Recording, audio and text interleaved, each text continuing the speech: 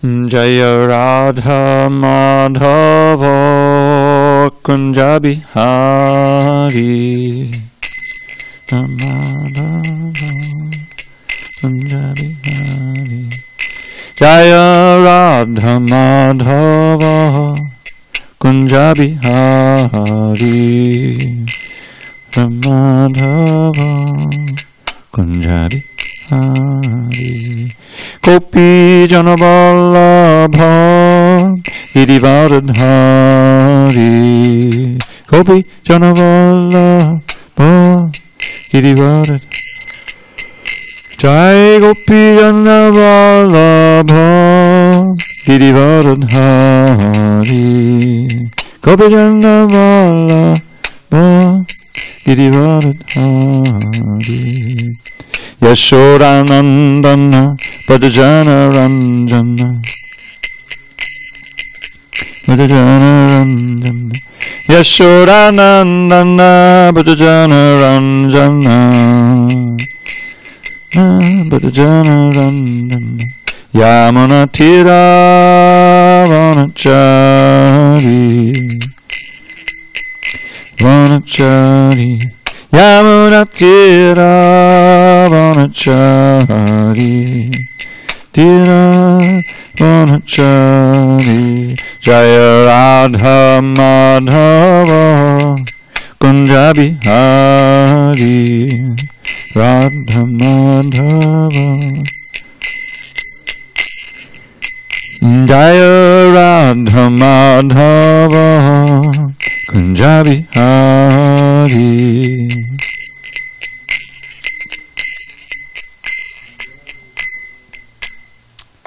Jai Mr. Pad Paramahansa Parivajikacharya Astotar to the Srimad Divine Grace Srila A.C. Bhaktivedanta Swami Prabhupada Ki Jai ISKCON DBT Founder Ki Jai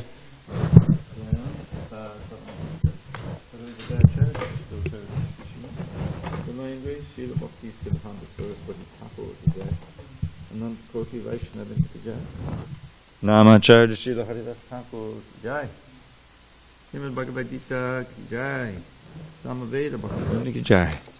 All glories to the assembled devotees. All glories to the assembled devotees. All glory to the assembled devotees. All glory to Sri Guru and Gauranga.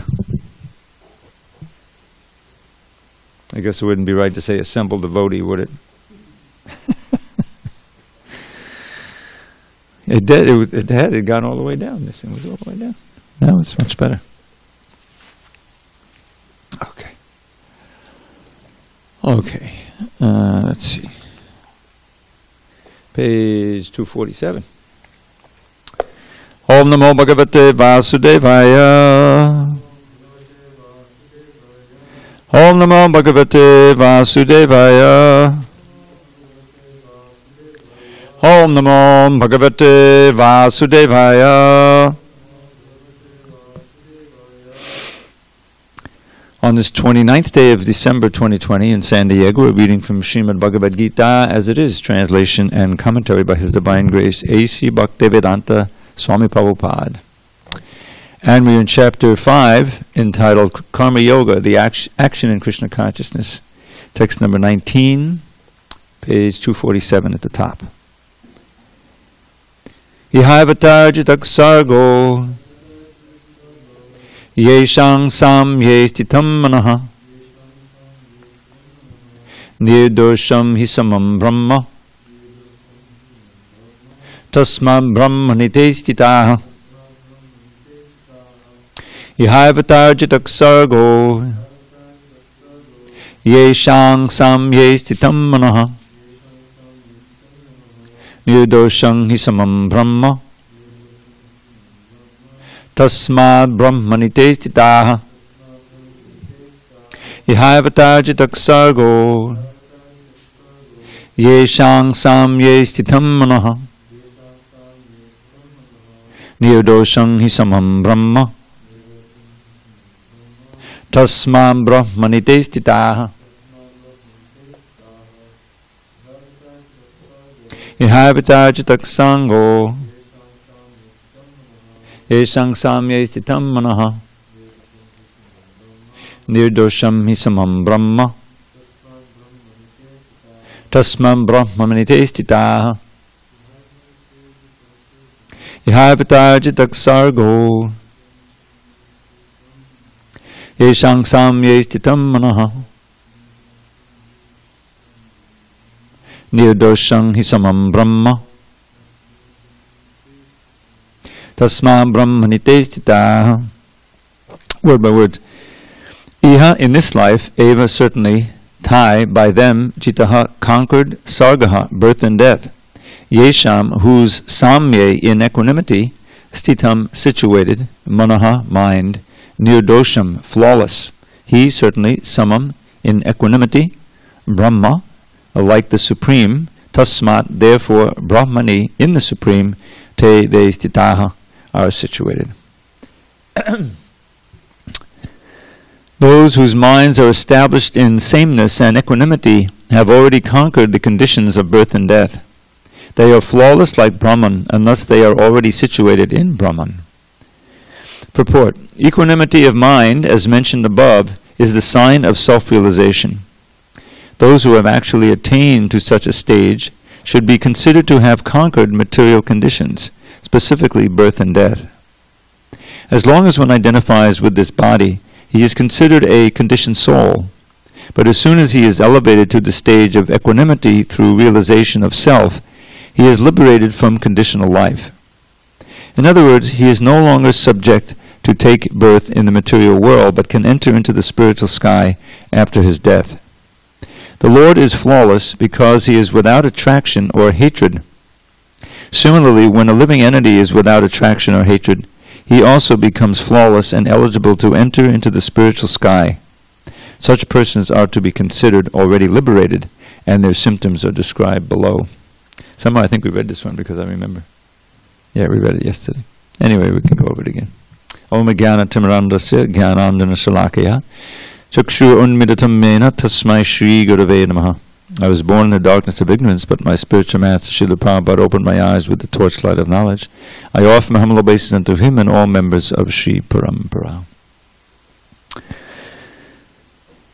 So this transcending the dualities of attraction, repulsion, good and bad, hatred and so-called love, this is a sign of someone who's risen above the modes of nature. That's you'll find in the 14th chapter when Krishna discusses that in detail, the modes of nature and the symptoms of one who is above the modes of nature, transcendental, is that is tulya. Tulya means equal, you know. Tulya ninda stuti mauni, both in praise and blame, heat and cold. You know, he sees the gold and a pebble as the same, these type of things. So that means that if someone's consciousness is fixed on Krishna and he sees Krishna everywhere and in everything, and all of his activities are dedicated to the service of the Lord, then the externals of this material world are not so relevant, whatever it may be. Even something dangerous happens or something painful, he sees that also as Krishna. Everything he sees, everything you experience reminds you of Krishna. Because you remember that word parayana? Narayana parayana? So if one is dedicated to all the activities of the gross and subtle body, the service of Krishna, and you always remembering Krishna, then the dualities of this world don't bother you so much. That's in also the Sadhu Sangashika, those instructions of Kapila Dev to his mother in chapter 25 of the 3rd canto. He says one of the symptoms of the sadhus or the devotees, pure devotees, mayashrita,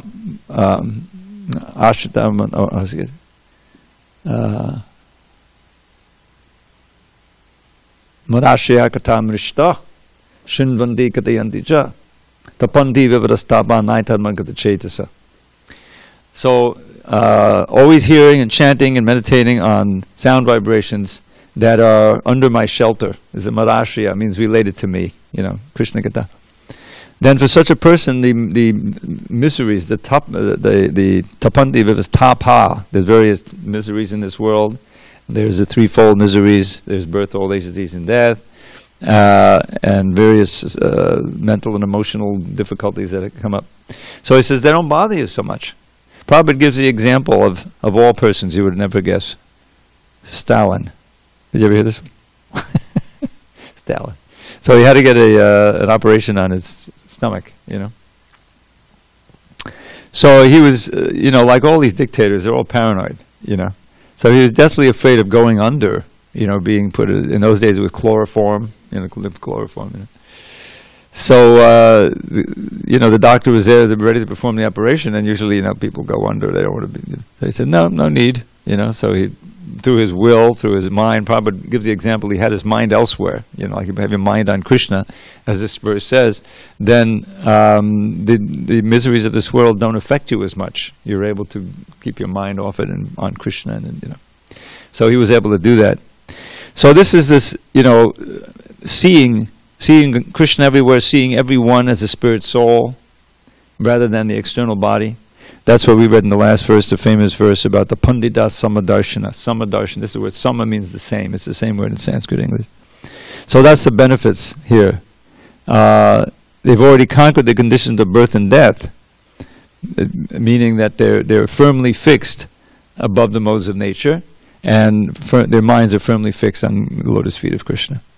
They're flawless like Brahman, and thus they are already situated in Brahman. And we're going to hear now more about this being in the Brahman state, Brahma Nirvana, Brahma Bhuta, and Brahma Yoga. It's all coming in now in this chapter. Okay, we'll let us go on, since we discussed that yesterday anyway. Text 20. Na parishyet priyam prapya nodvijet prapya chapriyam sthita buddhi sammudho brahmavid brahmanistitaha. A person who neither rejoices upon achieving something pleasant, nor laments upon obtaining something unpleasant, who is self-intelligent, who is unbewildered, and who knows the science of God, is already situated in transcendence. Purport. The symptoms of the self-realized person are given herein. The first symptom is that he is not illusioned by the false identification of the body with his true self. He knows perfectly well that he is not this body, but is the fragmental portion of the Supreme Personality of Godhead. He is therefore not joyful in achieving something, nor does he lament in losing anything which is related to his body. This steadiness of mind is called sthita buddhi, or self-intelligence. He is therefore never bewildered by mistaking the gross body for the soul, nor does he accept the body as permanent and disregard the existence of the soul. This knowledge elevates him to the station of knowing the complete science of the absolute truth, namely Brahman, Paramatma, and Bhagavan.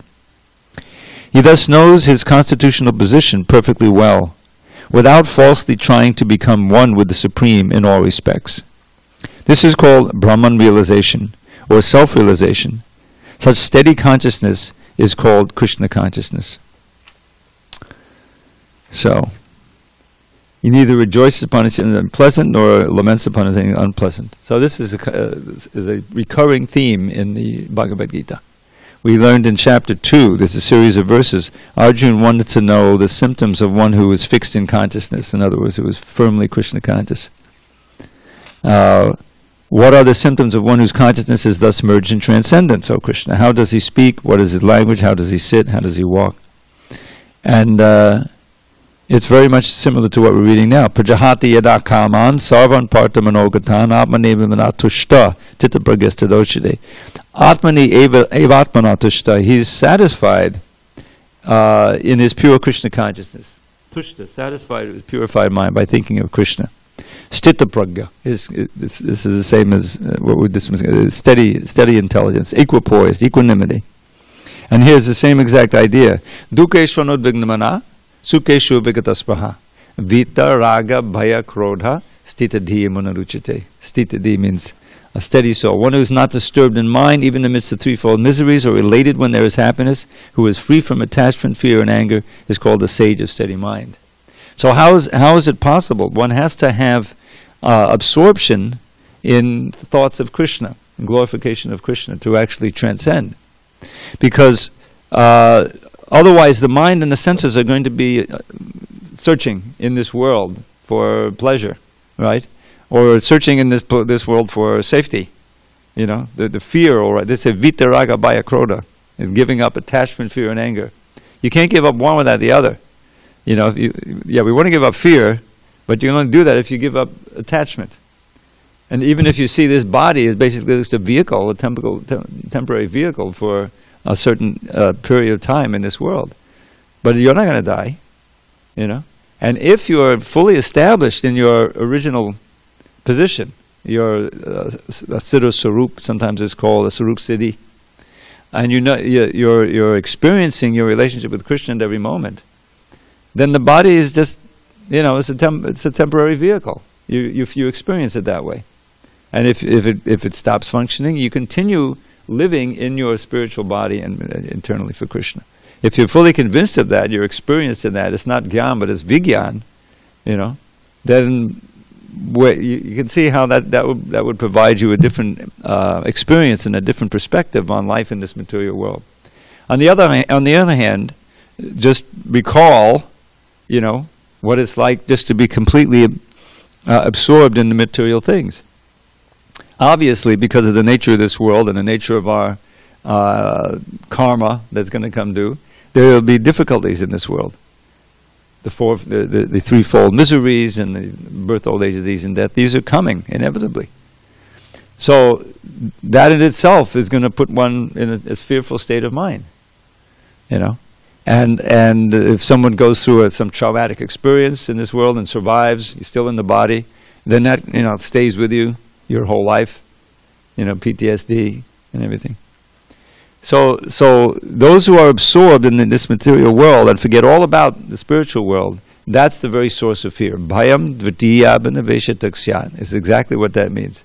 Fear is caused by absorption in the dualities of the material world and seeing it as separate from the Supreme and forgetting all about the other life. We've, you know, for millions of births we forgot about it. And so coming out of that is what Bhakti Yoga is all about. And Krishna is giving various perspectives on that. And so it's clearly only possible when you have another source of pleasure. Why are we moving in this material world? Why is the mind always checking everything out in a varied way? Because it's looking for pleasure. We're trying to get back to that ananda that we've lost because we detached ourselves from Krishna. But we're looking for it in this relative world, and it's not here. It's still not here. There's just this illusory happiness that keeps us bound here with the hope that asha pasha, in the 60 asha pasha shata buddha, how the demonic mentality completely, you know, absorbed in matter and opposed to transcendence, have you know, they're bound by thousands of ropes of hope, of somehow becoming happy and peaceful in this world, and it's not to be. It's going to be frustrated. So devotees, having given that up because of the knowledge we acquired and because of the practice, can begin to experience the pleasure of Krishna consciousness, which doesn't have to end. It's just depending on your thoughts and your activities, you know. And even if you can't act, like we're hearing these amazing stories of some blind devotee in Russia who's distributing books, or someone with no arms who's distributing books, you know. You can imagine how depressing that would be if you're trying to enjoy in this material world and you have no arms. But if you're connected to Krishna, you know, you got your ears, it's the main thing, the ears and the voice and the brain, you know, then you can always chant the holy name. And I mean, Bilvamangal Thakur was blind. He lived for 700 years, and you know, 650 of those years or more, he was blind. But he never, you know, but he had all these visions of Krishna. He would, this beautiful verse, you can learn this one. This will be nice. Druta tapani durmada vilob takula baham vidachata chandaka abadanama abadanam jakatam mama dishamam yudeti muditana nabimba maho kimipikishor dhamma madodam madodam madodam. You heard it before? You know, here he is, he's living in Vrindavan, writing all these verses, because he wrote the Karnamrita, but he wrote a lot of other, this isn't in the Karnamrita. So, Tapaniya Durmana. He's describing the garment of Krishna, which he says destroys the pride with its glistening glow and color, destroying the pride of highly refined molten gold. There's a gold called Tapaniya. Tapa means heat. So it's been heated. Druta means flowing. In other words, molten, highly refined gold. Durmada, it's proud. They personify everything in Krishna. This gold is very proud of its glow, especially when it's molten. Druta Tapaniya Durmada Vilopi. I mean, his garment destroys this pride of the molten gold. Druta Tapaniya Durmada Vilopi Dukulavaham. His silken garment. Now it's important to call it a silken garment rather than a silk garment, because otherwise silk means, okay, we got silkworms and you know what happens to them, and no, it's not like that. I looked this up one time. There's a kind of fiber, it's a plant fiber that you get that is what Krishna's dukula is made out of. It's a silken garment, and it's golden. And then it says. He himself has fashioned a wonderful ornament of peacock plumes for his head. Rachita is to fashion or to make. Vidachita Chandrakabhadanam. Chandrika is another word for peacock feather, actually. Vidachita Chandrakabhadanam abhadanam jagatam. But he himself is the ornament for the whole universe. He's fashioned this ornament, but he's the ornament. Said, Mama Dusham Abhyuteti, he's come before my eyes. Now here's Bilva Mangal Thakur, physically blind, but he says in spiritual vision, oh, he's come before my eyes with his beautiful, moon-like, joyful, smiling face. Mama Dusham Abhyuteti, Muditanana Bimba Maho. Bimbam is a word that's used, the orb of the moon is like a bimba. It's like a circle with a glow on it. How wonderful it is, aho. Kimapi Kishora Dhamma. Now, Kimapi is a Sanskrit idiom that often means ineffable, beyond my words. Kimapi Kishora Dhamma. Dhamma means many things. Of course, it means a place, where Krishna has his pastime. But it also means just an aspect. This adolescent aspect of Krishna is beyond my words. It's so ineffably wonderful and beautiful. Madoram, Madoram, Madoram. Sweet, sweet, sweet. So someone who, he's writing these verses, he's chanting them, he's sharing them, the devotees are, and he's not lamenting, he put his own eyes out, the story. Yeah. But, so 700 years, somehow, I mean, I thought it was a misprint or something when I first read it, but I heard Prabhupada mention it on a tape also. So you can see how someone who's living on that platform, these material dualities are insignificant. And we heard recently about Gorkishore Das Babaji, how austere he was, and how Bhaktisiddhanta Saraswati, he took a vow to chant 1 billion names. Took him like 9 years in Mayapur, sitting and chanting 300,000 names a day. So clearly, by transferring your attention, becoming absorbed in Krishna, in all of his variety, and the service of Krishna, even if it's mostly internal service, but still you're serving, you're connected, then these dualities, the rain would come pouring down through the thatched roof, you just have an umbrella, keep chanting, like that. So that's what is being described here, is someone who's absorbed in Brahman, in the Para-Brahman, the personality of Godhead, can attain that state of transcendental dualities. And, it's so important to realize, well, at a certain point in time, just like now, this threat of death is around. It's an unusual time, because normally you have to remind people, that there's birth and death also. Nobody needs to be reminded now. But the devotees, we're doing what we always do. We're chatting, we're living a regulated life, not getting absorbed in trying to hope for some success in this material world, seeing how fragile it is, how hopeless it is. But just a little advancement on the path that we're making is all auspicious. No matter what happens with this, thing, the whole world could blow up. But, Krishna assures there's no loss or diminution. We'll continue if we're sincere. All right, let's go on now. These next couple of verses, I always thought were really important. very illuminating. Okay, so how does he enjoy? Now we're talking about enjoying. Ashnute.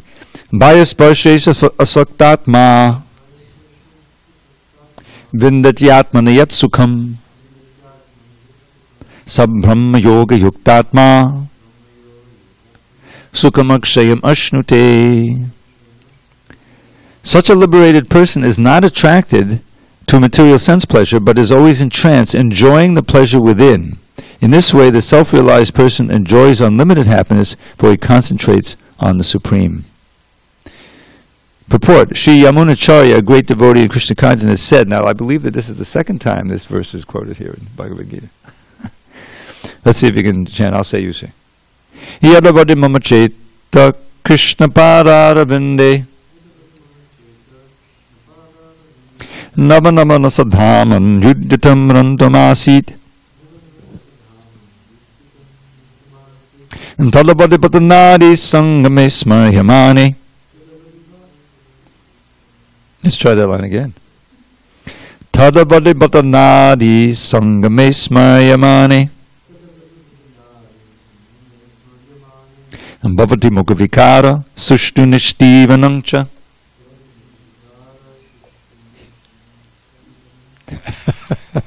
You got to practice it. This is a very common meter, Alex. I'm not going to say you practice, because Since I have been engaged in the transcendental loving service of Krishna, realizing ever new pleasure in him, whenever I think of sex pleasure, I spit at the thought, and my lips curl with distaste. A person in Brahma Yoga or Krishna consciousness is so absorbed in the loving service of the Lord that he loses his taste for material sense pleasure altogether. The highest pleasure in terms of matter is sex pleasure. The whole world is moving under its spell, and the materialist cannot work at all without this motivation. But a person engaged in Krishna consciousness can work with greater vigor without sex pleasure, which he avoids. That is the test in spiritual realization. Spiritual realization and sex pleasure go ill together. A Krishna conscious person is not attracted to any kind of sense pleasure due to his being a liberated soul. So this is a very significant point, is that the motivation for practicing any kind of spiritual discipline or yoga or anything cannot simply be liberation. Liberation is a negative thing. Liberation, that motivation is present throughout the material world. I've read this recently, or I heard probably on a tape, I forget which, is that every time, and it's going on every day, all day, and half of our life is built with that, trying to avoid or mitigate sufferings. Just like I've got this back problem here, it's slowly getting better now, So, I get out, I have to be careful how I move the body, otherwise I'll aggravate it again, this and that, so it's always reminding me. And so now I've got some Tiger Balm. Badrina Raya Maharaj, by his mercy, gave me a little Tiger Balm. I bought some more on Amazon, so I've got plenty of Tiger Balm. I'm rubbing that on regularly, I rubbed it on before I came here. It provides some relief, So this is universal, throughout the world. Even the animals are doing the same thing. That being in the material means suffering. And a good part of just like we're sitting here, dreaming of when maybe we'll install some heat, in the spring when it's warm, we'll have the heat meeting, but next winter, So that's what this material was. Dukkāliyam ashāshvatam. It's an abode of dukkha, and it's temporary. So therefore we have various mitigating strategies. Warm clothes, roof over your head, the multi-trillion-dollar medical system in America. It's all part of the desire for liberation from the suffering condition, material condition. And it never ends. There's always more difficulties coming, there's always more strategies for this, and eventually your strategies, don't work, you die, the worst misery at all, and you start it all over again. So, the only thing what is sense pleasure? Sense pleasure is a little intoxicant that actually helps you to forget, the miserable condition. And you can say, okay, at least, I got something to eat today, whatever, So it's really a tragic condition for the soul, remembering and understanding where we came from and what our real legacy is, or what our real situation is in our natural state. So that when we come in touch with this kind of knowledge, everything falls into place. Okay, this is simply a big reformatory.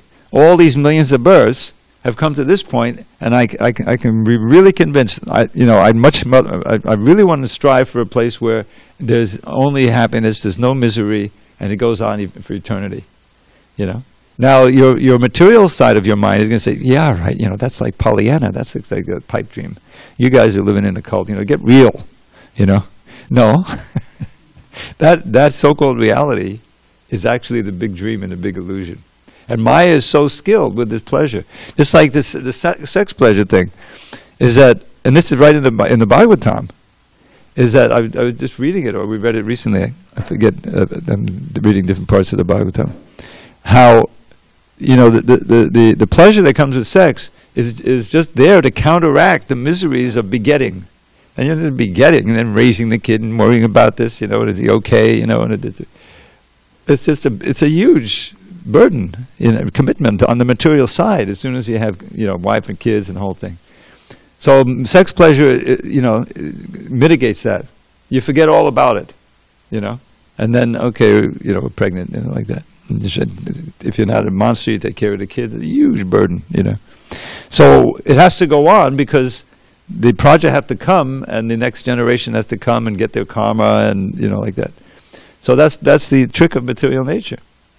But it's a very poor substitute for what we hear about. And here's the evidence. Such an important verse.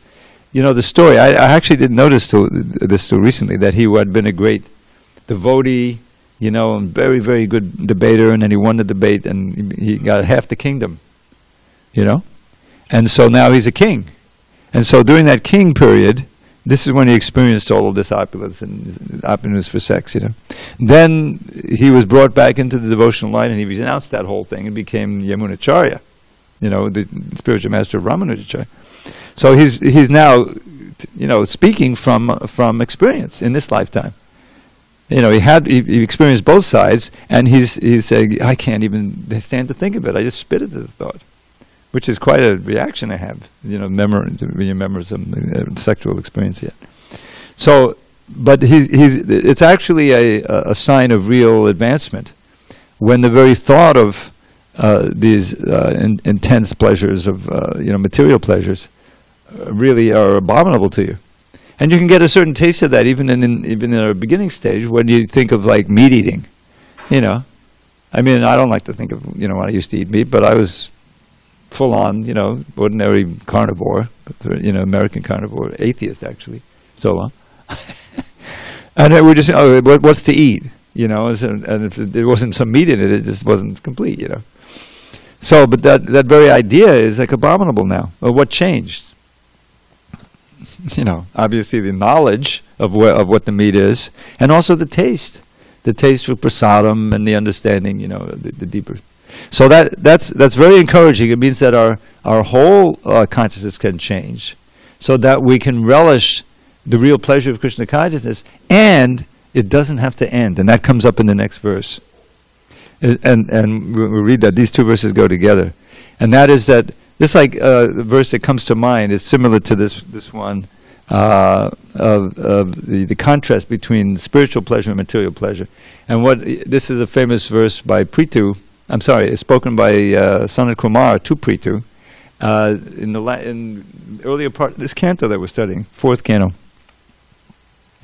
And so he says, Yat para pankaja palasa vilasa bhaktya karmashayam gatitam udgatayanti santa tadvanna riktamatiho yatayopi ruddha sroto ganastamadanam bhajabasudevam. Bhajabasudevam is an imperative, therefore you should worship Vasudeva.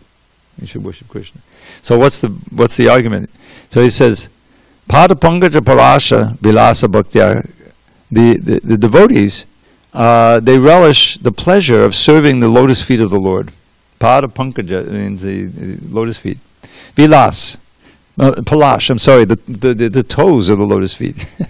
Palasha Vilasa Bhaktya. By that, loving devotional service to the lotus feet of the Lord, one experiences vilas, which is spiritual pleasure.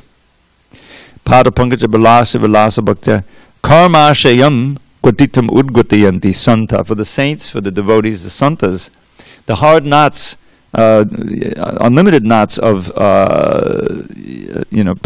desire for pleasure in this world, sense pleasure, are all cut or untied by that pleasure that the spiritual pleasure. You see, and karma ashaya means asha is your aspiration for the pleasure. The desire for it is really what keeps you bound here. And the experience of it just builds more desire for it. That's how karma works. It never satisfies, burns like fire. So, gwatitam udgatayanti, the knots are untied. In other words, you don't even desire it anymore. You're so much full with the spiritual pleasure. On the other hand, tadvan narikta matayo, those whose minds are devoid of bhakti, the impersonalistic, out and out karmis, the yoga city worshippers, aspirants. They may by force restrain themselves from sense pleasure for some time, but ultimately the waves of desire will overwhelm them because they don't have that higher pleasure. That's a key element. Therefore, worship Vasudeva. In other words, you want to be situated. All right, let's go on to the next verse. These works with this verse. Sukham Akshay Mashrante enjoys this unbreakable happiness, and that will be described in the purport 22. Yehi sangsparsha jaboga Dukkayo naya evate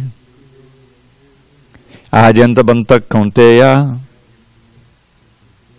Nateshu ramate buddhaha. An intelligent person does not take part in the sources of misery which are due to contact with the material senses. O son of Kunti, such pleasures have a beginning and an end, and so the wise man does not delight in them. Purport. Material sense pleasures are due to the contact of the material senses with their sense objects, which are all temporary because the body itself is temporary. A liberated soul is not interested in anything which is temporary. Knowing well the joys of transcendental pleasures, how can a liberated soul agree to enjoy false pleasure?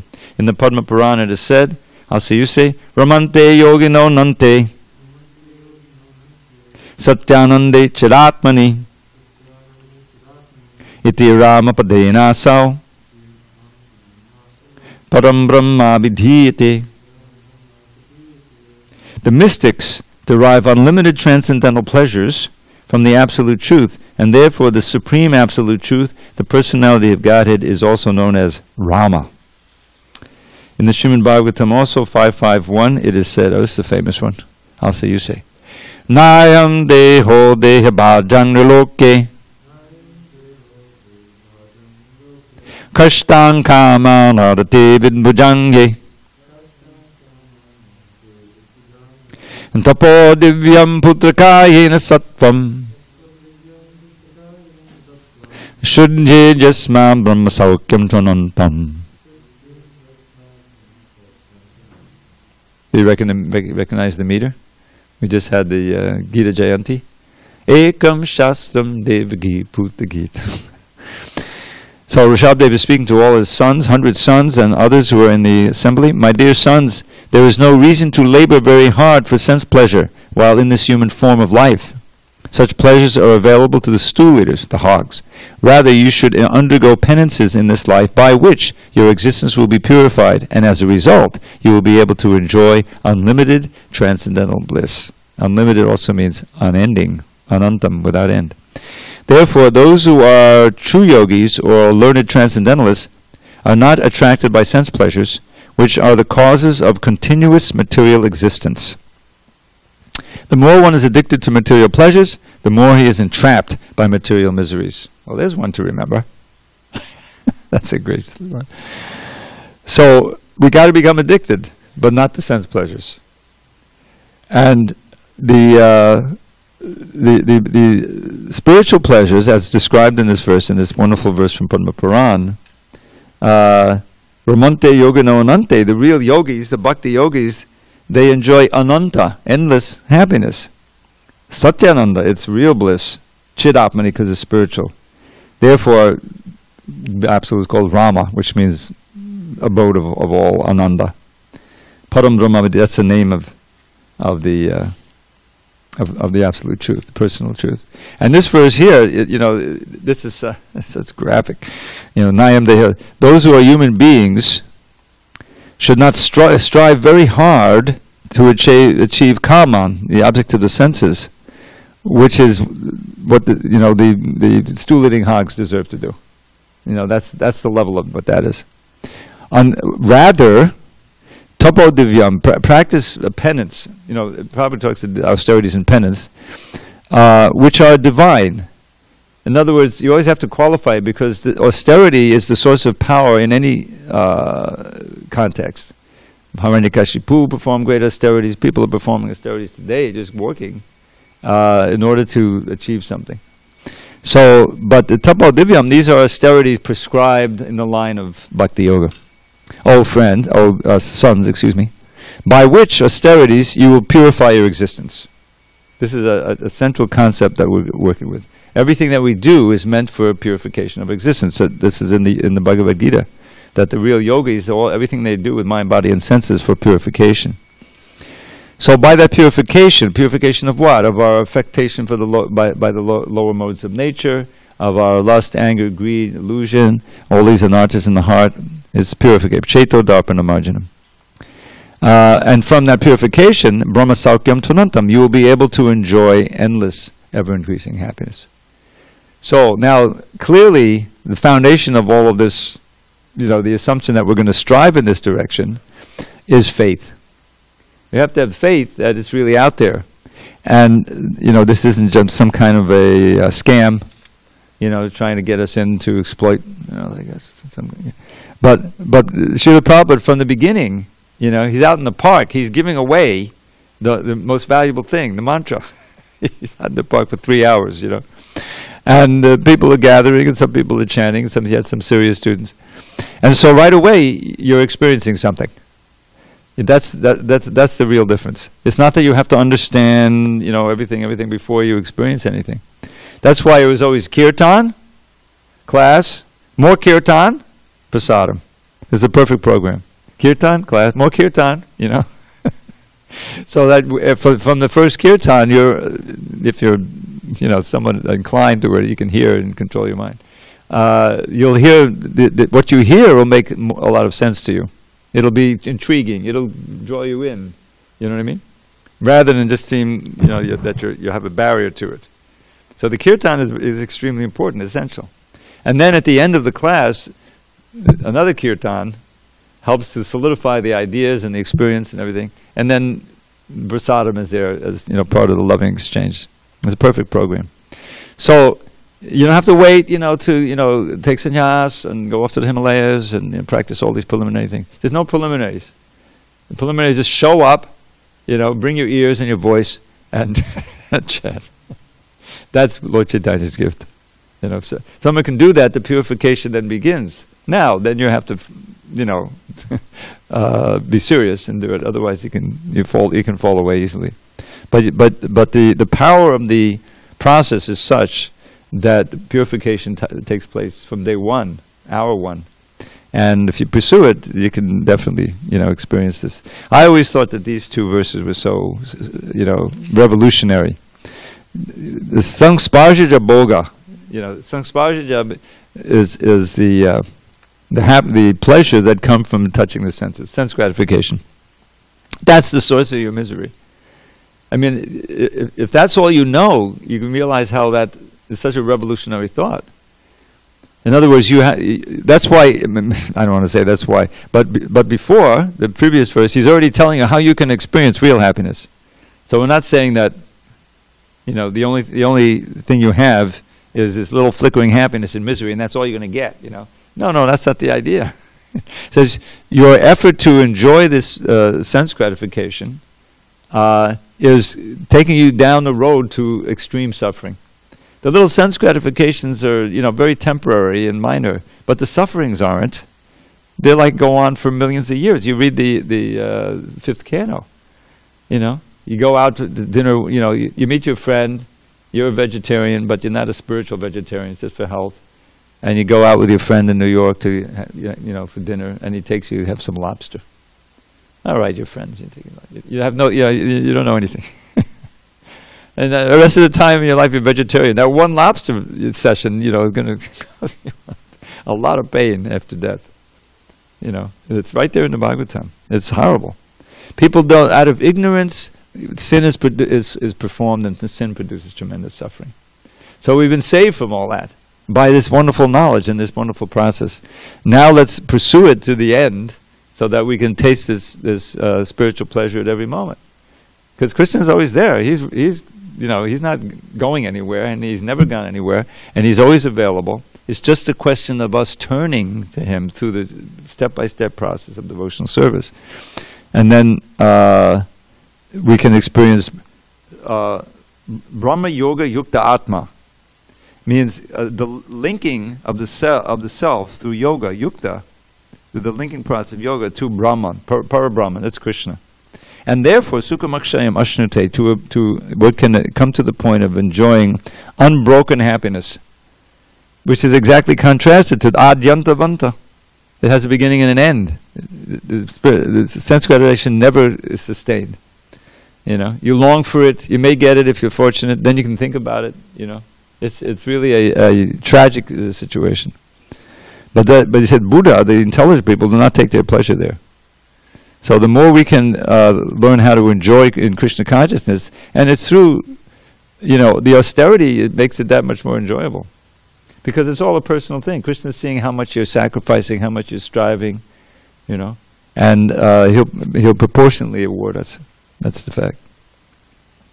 All right. Going on. Text 23. Shaknoti haiva yakshodham sodham praksharira vimokshanat kama krodhodbhavam vegam sayukta sasukhi naraha.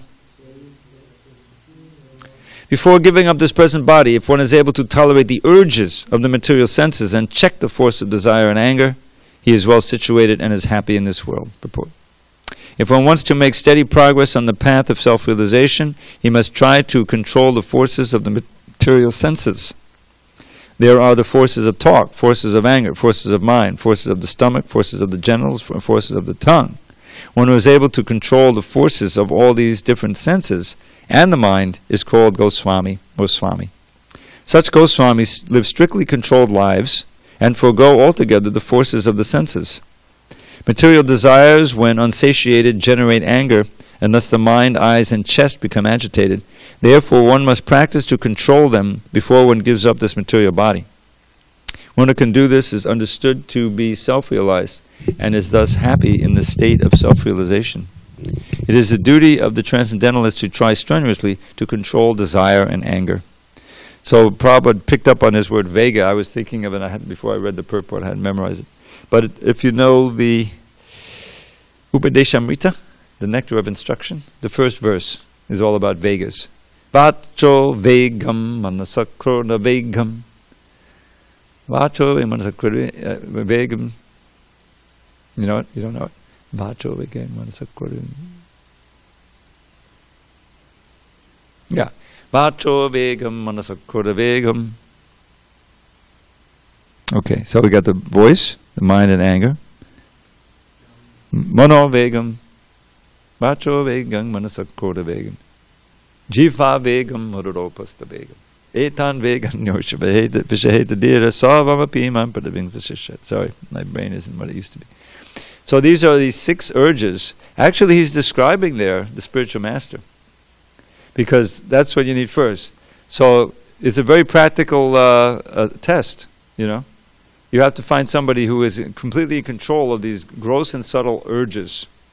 And where do these urges come from? From our conditioned life. Engaging the voice and the mind in these things, you get habituated, conditioned, and you then have these urges that are coming from the mind, from the voice, to speak, and the anger, and then the physical. You eat too much, and then the belly gets filled, and then the genitals get agitated. So these are all things that are pushing you to act in a certain way against Krishna consciousness. So etan veganyo vishaheta dhira. This word dhira comes in. One has to be equipoised and controlled. These 6. And if one finds someone who's really in control of them, then that person is self-realized and one can take shelter, So that's the guru. So here it's saying that sodhum, one has to tolerate them. So the urges may come, but you can't obey them. You have to be strong enough to refuse them. And that brings up one of my favorite verses of all time. You've probably heard it already. I made a poem out of it. Kama dina katina katita palita dhuni deshas tesham jata maina karuna natapano prashantihi utsrijaitan atayadopate sampratam lamna buddhistvamayata shadanamabhahyam mam nayung svatmadasye. This is Madhavendra Puri's verse. He says, in how many ways have I sought to obey the seductive demands of my wicked desires?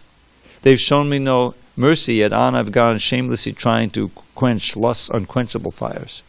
But now I'm rejecting these hellish desires, for my higher intelligence now has awoken. O Krishna, O shelter of fearlessness, please let me serve you with faith that will never be broken. Notice he's simply changing who and what he's serving, because when these demands are coming, and he's describing, they're almost like slave masters. Maybe some of you may have seen these movies. They used to have many years ago. I was a kid, where some in Romans or something, when they're out in the Mediterranean, there's a slave ship, and you got the guys with the whips, and you get these other guys pulling. You've ever seen that? It's just like when I chant that verse, I think of that. There's these demands, and serve me, kama, krodha. When anger strikes, it just takes over your whole body. Fear, what about it? Fear is another one. So these things are taking hold of us, and we become servants of them. And then there's the gross things that are making all these demands. And you can see in this so-called civilization, people are, completely under the thrall of these, all of these six: kama, krodha, lobha, moha. So here he's saying in the verse, kama, krodha, bhavam, vegam, the urges of lust and anger. Generated from anger when lust is unsatisfied. One has to shaknoti, able to tolerate, sodhum, to tolerate them. So one can be happy in that regard, in that situation. So these urges, these demands, they become less when you serve Krishna. The verse goes on, it says, now my intelligence has awoken by reading Bhagavad Gita. In other words, how does your intelligence get awoken and strengthened? By hearing the Shastra, from realized soul like Srila Prabhupada. Then the faith is there, and it can have a tremendous effect on your life. And so you redirect your activities of the senses and the mind, you link it up to Krishna, so you have the spiritual strength to say no when these urges are coming. And gradually they become weaker and weaker. If you don't serve them, if you don't obey them, and so it's important. He's not saying, therefore, I'm going to stop serving them. Period. No, I've thrown them away. I don't want to obey them anymore. Now let me serve you. The service has to be there because that's our nature. That's our dharma. What are we going to serve? Are we going to serve the external energy or the internal energy? This is our great choice. Most people don't even know they have that choice, unless they come in contact with the philosophy. It's just one variety of the material energy, another variety of material energy. And they think if they, like the psychiatrists and all of this stuff, a person comes in, he's dysfunctional, depressed, and all these things. All right, so we have a pill for you, and we keep talking, and have the talking. And if they can just bring them to the mode of passion, where they're a little, interested in enjoying again and working hard, that's a success. You know what I mean? It's really such a tragic waste of, brain power. These guys are all smart. But the real thing is that there's so many casualties. I mean, we're all casualties in this world.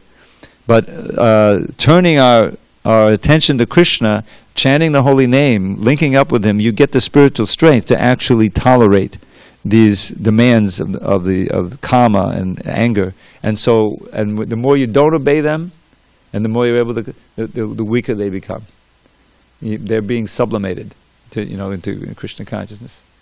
So then you can be happy in this world, by being Krishna conscious, chanting Hare Krishna. Okay. All right, one quick poem, and then we'll adjourn. And tomorrow we'll read text 24, without doubt. Okay. Oh, God. Okay, Queen Kunti's prayers. Tvaime hananne vishaya mati marupate sukrit ratamun bhataradha gange bhaugamadanvati. O Madhava, please ever fill my mind with thoughts of thee, not any other kind. As Ganges torrent flows into the sea, let all my love flow constantly to thee. All glory to Srila Prabhupada.